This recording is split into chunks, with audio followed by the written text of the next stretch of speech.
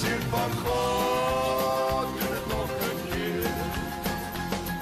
O, Jesus, doen dit weer. O, Jesus, doen dit weer. Ja, hierdie geslag moet Hartlike goeiedag, hartlik welkom saam met ons, saam met my by Jesus doen dit weer. Saam met my Andries Besuitnout waar ons werklik die Here die erkenning gee. Die liefde van Jesus oordra aan mekaar om mekaar te stig, mekaar te bemoedig. En as ons kyk, ons is nou deur hierdie Paasnaweek tydperk en hoe groot God is. Wat God vir ons als gedoen het, wat hy nog steeds doen en wat hy nog vir ons gaan doen. So kan ons nie ophou om die Here te loof en te prys nie en vir hom die eer te gee nie. Vandag is dit vir my nou voorreg om my boetie Thomas saam met my hier te hê. Ons gaan saam met u kuier en ek wil vir u sê baie dankie vir die tyd wat u afstaan om saam met ons te kuier. Thomas, baie welkom. Baie dankie Andries. Ek wil hier te wees. Daar sê, great. Dit kom nou al 'n geruime tyd en interessant is dat die Here het dit so bevestig vanmôre aan my dat Thomas sy getuienis moet bring. Hierdie ding was nie vooruit beplan nie en ek weet die Here het 'n doel dat dit wat hy met ons gaan deel vandag, dat dit 'n verskil gaan maak in iemand se lewe daar buite. Thomas, vertel ons, waar kom Thomas vandaan? Ek is in 1964 in Welkom gebore. Ou myn dorpie daai tyd nog. Ja, Vrystaat gebly vir 6 jaar, toe trek ons op Noordwes toe, saam met my paale, hy is verplaas op die myne, Rustenburg toe. En ek het 52 jaar in Rustenburg gebly. En die Here het my nou hier na die Wes-Kaap toe gebring. Nou is ek vir die res van my lewe hier. Thomas, ek wil by jou weet, jy het al so 'n bietjie met ons gedeel. Jy was baie jonk, toe jy 'n groot verlies in jou gesin gehad. Vertel ons 'n bietjie meer daarvan. Nou, ek was 8 jaar oud. Die mense wat Rustenburg ken, daar's 'n vakansie oor daar Rustenburg Kloof. My oorlede broer was op daai stadium 14 jaar oud. Ek was die jongste, hy was die oudste. En hy en my een neefie en sy vriend het berg gaan klim, daar in die kloof. En op 'n stadium teen die kraanse opgekruip, soos bobbejaantjies, jong kinders. En sy voet het gegly en hy is daar van die kraanse af. En hy is oorlede op die toneel. Ek was 8 jaar oud. My ma het dit baie moeilik gevat, baie erg trauma deurgemaak, my pa ook. En ek as 'n 8-jarige seentjie nie lekker verstaan nie. Maar op daai jare was ons het nie aan 'n kerk behoort nie, want toe ons van die Vrystaat afkom, was ons in die Presbyteriaanse kerk. My ma was Engels, ons hele gesin was Engels op daai stadium. En toe ons nou Rustenburg toe kom, toe was daar nie 'n Presbyteriaanse kerk in Rustenburg nie. Toe maklik, ons gaan nie meer kerk toe nie. En daar is my broer oorlede. En met dit het baie mense ons kom besoek. En uit die een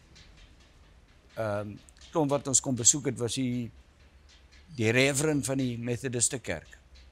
Want ouens wat saam met my pa gewerk het op die myn was in die Methodiste kerk, toe bring hulle dominee nou so toe hulle reverend. En na die begrafnis hulle die Methodiste kerk toe my boetie begrawe en alles. En toe begin ons na daai kerk toe gaan. En ek was elke Sondag het ek op my bicycle geklim, na ry ek, want die sondagskool was nie in die kerkgebou nie. Die kerkgebou was te klein. Ons was in die Engelse skoolsaal. Het ons sondagskool gehad. So ek ry met my bicycle sondagskool toe, my pa is kerk toe met die kar en goed. En my sissies was ook in die sondagskool deur. My pa het hulle afgelaai, maar bicycle was my lewe, so ons het bicycle getrap. En al die jare en jare en jare in Rustenburg in die Methodiste kerk. Maar met die wat my broer oorlede was, het my ma en my baie ek sal nie sê oppiep nie, opgepas. Want ek was, ek kon nie uitgaan nie, ek kon nie dit doen nie, ek kon nie dat doen nie, hulle het my probeer beskerm. Maar het vir my oorbeskermend gevoel.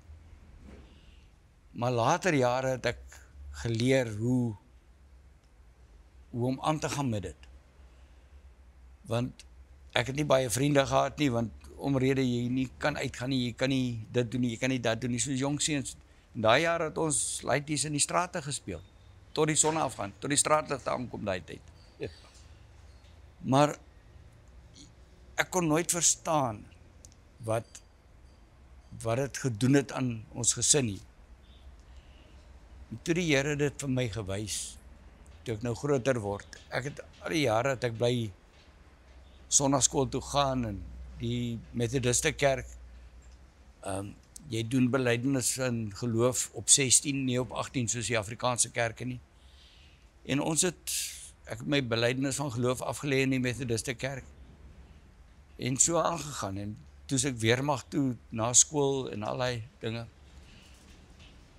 Maar toe ek 'n babietjie was, is ek gediagnoseer met 'n gebreklike slukdarm, vernouing my slukdarm. Ek was 'n jaar oud hier in die Kaap in Groote Schuur Hospitaal, het hulle my gediagnoseer met dit.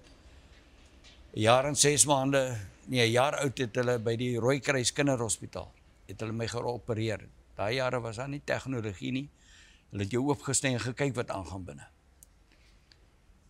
En die dokters het my maale gesê, is nie goed nie, want ek kon geen kos afhou nie. Hulle het my geopereer, verstellings gemaak, en toe sê hulle vir my ma, as ek 16 is, moet ek terugkom vir die operasie. Toe sê ek huis toe, welkom toe, en 'n paar maande daarna, toe sê hulle vir my ma, nee, Joubert toe in Johannesburg. Toe het hulle weer gaan opereer daarso. En toe doen hulle weer goed. En ek kon nooit verstaan, en my ma sê vir my, ek het 'n plastiese slukdarm. Nou, ek's kind, wat moet ek glo my ma. Toe word ek gespot, ek het 'n creepy crawly pyp in. 'n Plastiese slukdarm. Wie het jou gespot? My sissies. Maar my maale ook. Dit was eintlik 'n grap in die huis, want ek kon eet. Na dit kon ek eet en ek kon goed eet. En met die jare later het ek nou getrou, kinders van my eie. En as ek lê en slaap, ons het altyd gedink ek het 'n sinusdrip. Toe is dit heeltyd reflux wat van my maag afkom en het my een long seer gemaak. Maar ons het aangegaan, dit onkunde. En later het ek groot geword, toe sê ek vir die Here, met al die operasies en wat my ma en my so opgepiep het, vra vir die Here, hoekom het hy nie vir my weggevat, wat al die kwale het nie, my boetie wat gesond was, niks fout het nie, hom weggevat.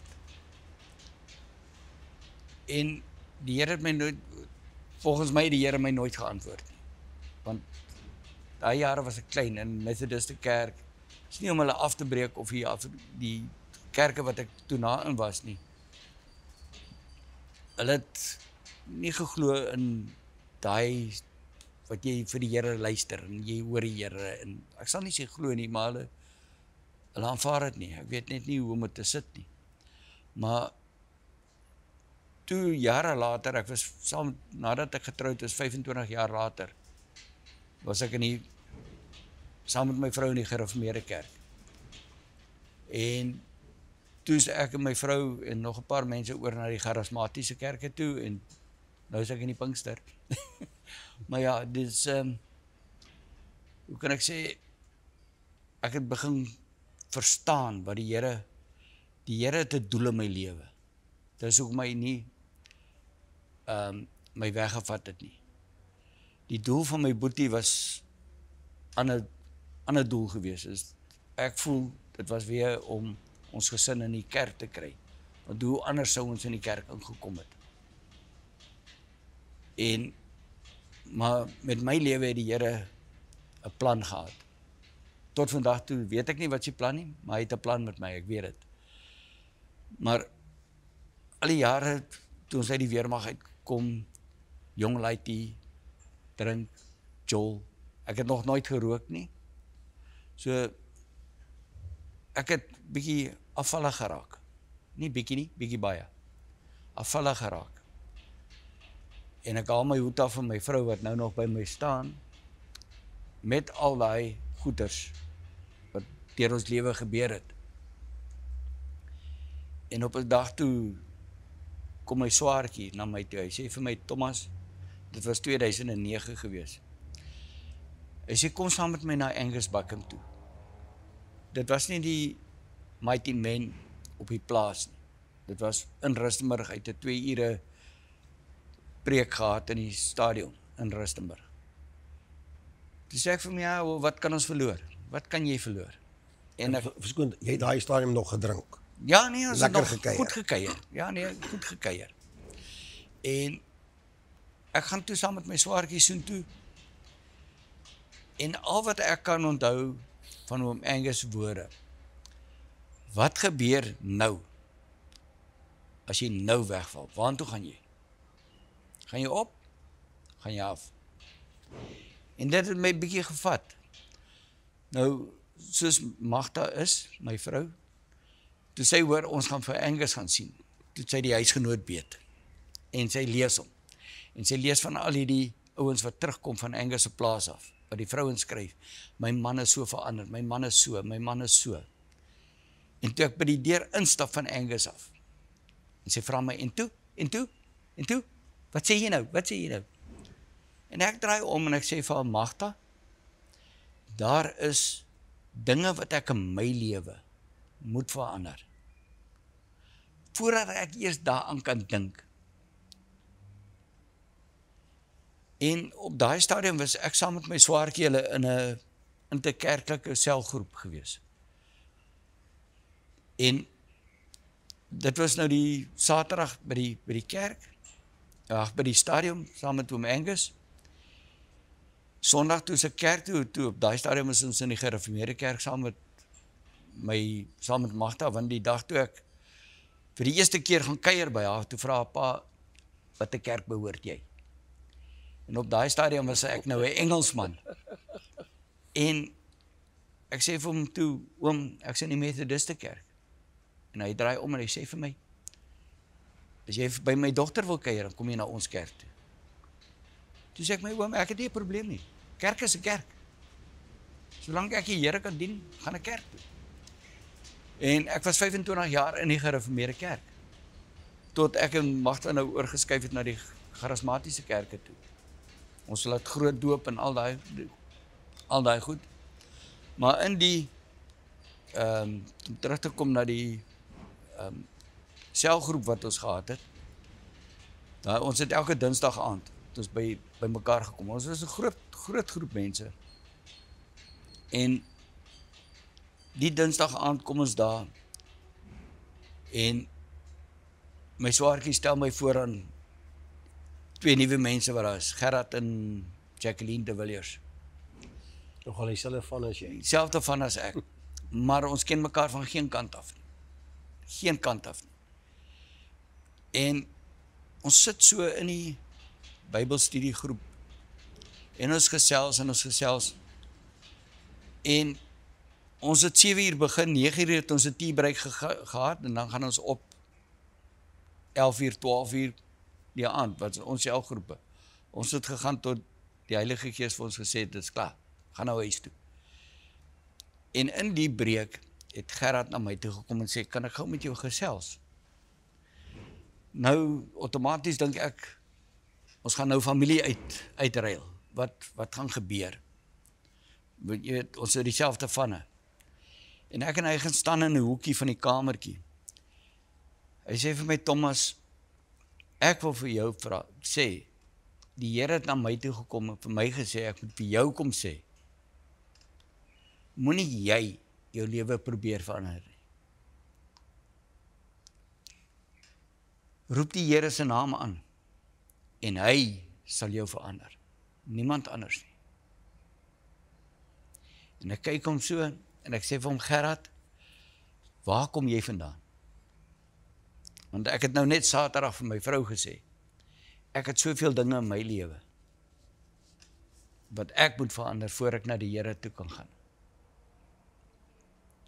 Nou kom sê jy vir my, gee dit vir die Here. En ek besluit toe, Here, dis nou jou call. Dis nie ek nie. Wat jy nou in my lewe wil doen, dis jou baby. Ek maak nou klaar.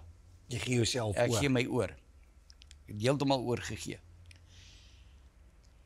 Maar ek het nog gedrink. Daai woensdagoggend ry ek werk toe. Ek laai my 2 ouens wat saam met my werk. En ons ry werk toe en uit myn toe. Ek was 'n ambasman op die myne. Daai middag kom ons huis toe. Nou, gewone roetine. Stop by die eerste Shebeen. Dit was ons roetine. Ons stop by die eerste Shebeen en dan ry ons na die tweede Shebeen toe en dan ry ons na die derde Shebeen toe. En as ek by die tyd wat ek by die huis kom, moet ek eers die leerbottels uit die kar uit haal voor ek kan uitklip. En daai dag stop ons voor die eerste Shebeen. En Pieter en Hendrik klim uit en hulle loop. Nou, almal het geweet, Black Label was my voorkeur. En toe hulle uitklim, Pieter loop. Hendrik loop tot voor by die bonnet van die bakkie. En hy draai om en hy kom terug en hy druk sy kop so in. Hy sê vir Thomas, Black Label, nee. En ek kyk hom so, ek sê, Hendrik, bring vir my 'n Coke. Hy kyk my so, hy sê, wat? Ek sê, bring vir my 'n Coke. Ek is klaar met drank. Hy lag, draai om en hy loop, hy kom met 'n Coke uit. Gee my 'n Coke. Maak die Coke oop en ek drink op. En daai dag was die laaste wat ek gedrink het. En ek onthou die datum. Die 14de Junie 2009 was daai dag wat ek klaar is. En so die Here met my begin werk. En so het hy my lewe begin omdraai. En toe wys hy my ek het nou nog probleme met die slukdarm. Maar die Here voorsien nog elke keer. As ek 'n probleem het, is die Here daar. En dis waar ek tot die besef gekom het. En ek het dit al baie gesê ook vir mense. Moenie jy jou lewe probeer verander nie. Gee jou lewe vir die Here en hy sal dit verander. En ek gaan met daai boodskap nog al die pad deur.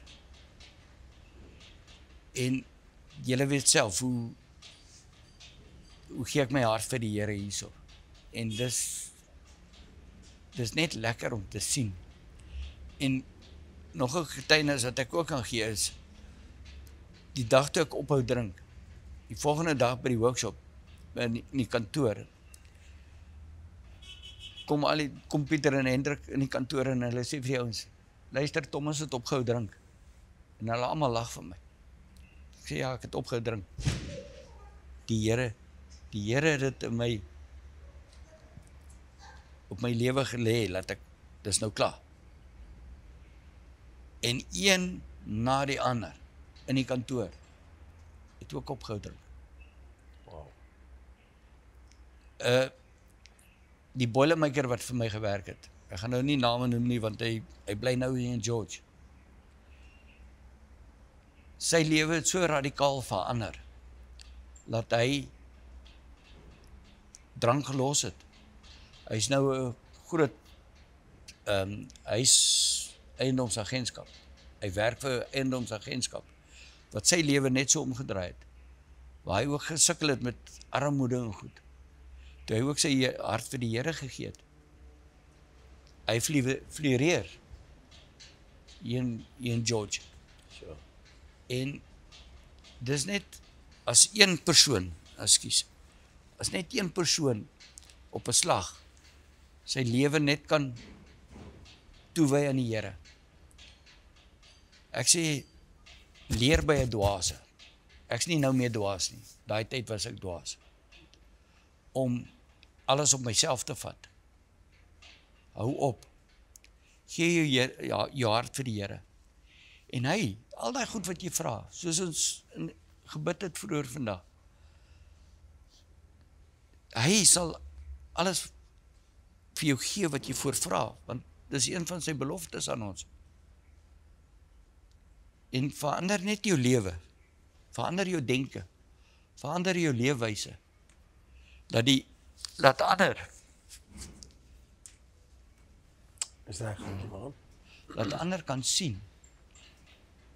Ander moet sien in jou lewe. Dit help nie jy gaan sit agter die gordyn en dien die Here agter die gordyn nie. Dien hom openlik. Amen. Wees opreg Ja.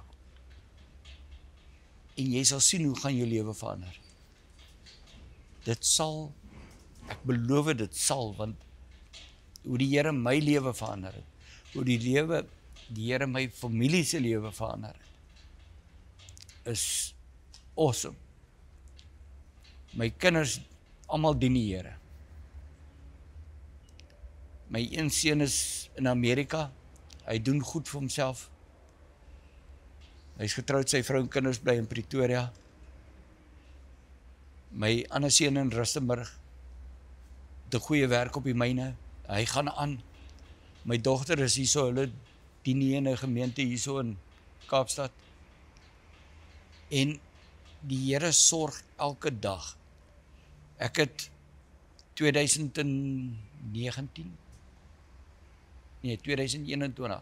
2020 is ek geboord by die myn.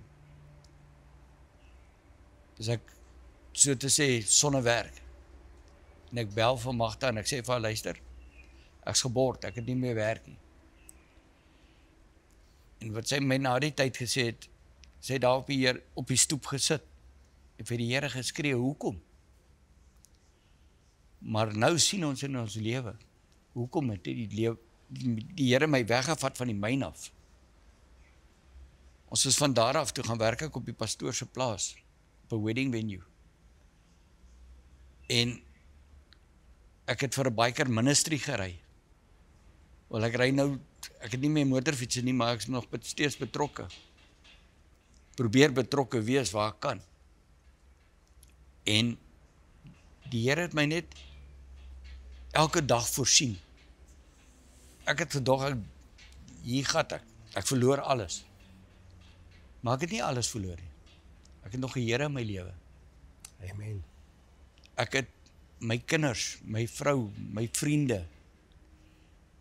En ons word net gedra. Die Here dra ons elke dag. So moenie moed verloor nie. As jy die Here ken en jy die Here dien, gaan hy vir jou sorg. Amen. Hy sal vir jou sorg, want dit is sy belofte. En jy moet sy beloftes vat en daarmee lewe. Weet Thomas, wat vir my vreeslik uitstaan is, ek het dit vorige keer het ek dit genoem, ek het met, toe ek nog in die privaat sektor gewerk het, voor ons nou permanent vir die Here kom werk het, het ek 'n jongman gehad wat ook verskriklik gedrink het. En ek het met hom gepraat, gesê, probeer net 'n bietjie ophou drink en jy sal sien wat se verskil maak dit in jou huisgesin. Ja. En hy het opgehou vir 'n tydperk en toe het hy self my kom sê, hy kan nie glo hoeveel tyd spandeer hy nou meer met sy kinders nie. Ja. Want ek het wat nou nooit gedink het nie. Ek meen, ek kan net verstaan, as jy nou so lekker dik kop het, babbelas kop het, soos hulle sê, jy wil nie met jou kinders speel nie, Ja. jy wil net in vrede gaan. Ja. En dit is, ek glo vir 'n kind, vir 'n vrou, as daardie man werklik sy hart vir die Here gegee het en die Here het hom verlos daarvan, is dit so groot oorwinning en daai vrou is so dankbaar teenoor die Here. Baie vrouens bid vir hulle manne. Ja. Ja, daar's manne wat vir hulle vrouens ook bid, maar ek glo hier waar ek sit, as meer vroue wat bid vir hulle manne as manne wat vir hulle vroue bid. Ja. Nee, dit is. En ek kan net dink hoe bly was jou vrou toe jy nou vir haar sê, luister, ek gaan nou glad nie meer drink nie. Al daai geld kom ons na huis. Sy het my nie geglo nie. Ja, weet jy, Thomas, ons tyd het uitgehardloop. Ek wil vir jou baie dankie sê. Baie dankie dat jy vir ons kon vertel het.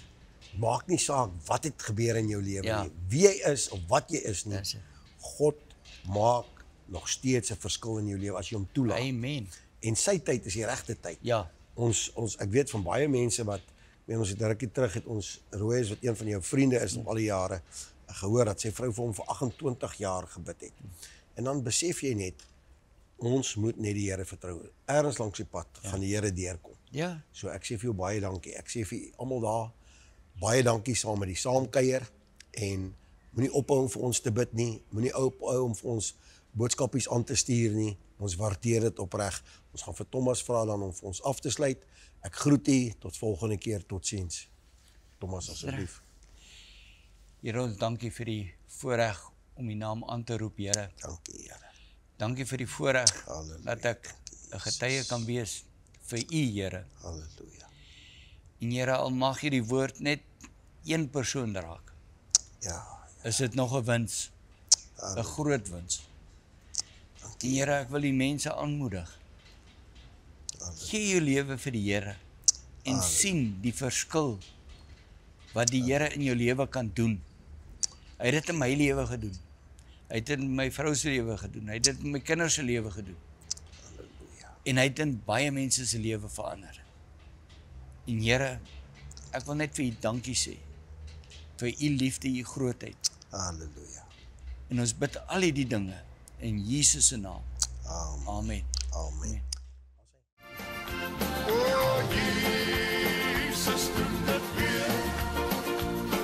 O Jesus, doen dit weer.